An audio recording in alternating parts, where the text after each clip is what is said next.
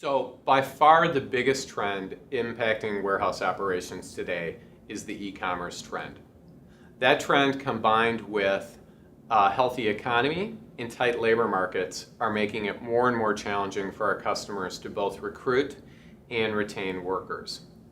According to a recent survey by the ARC Advisory Group, 50% of all job openings have 5 or fewer candidates applying for those jobs.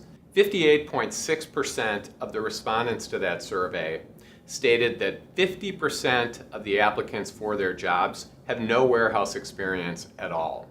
And in addition to that, 38% of the people being hired today have criminal records. So the quality of the candidate pool is going down to a certain extent.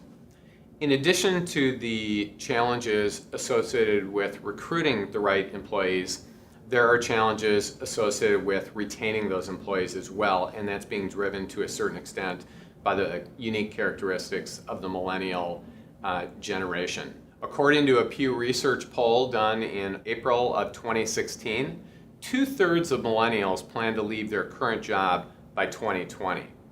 79% of 18 to 29-year-olds prioritize enjoying their job higher than pay. So what drove people in the past is changing pretty dramatically. So employers are going to have to get very creative about how they retain their employees as well as how they recruit good candidates. What this means to the business and the industry essentially is that wages are going to be on the rise as customers compete for a shrinking pool of labor.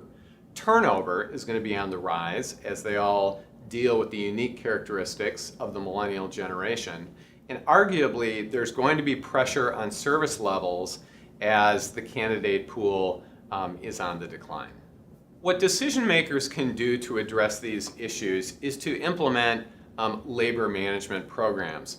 And that's something that's not necessarily new, but I think the components of a labor management program are going to have to change to a certain extent. What this means to the business if they are to address these issues today is they will generally be much more successful than businesses who don't.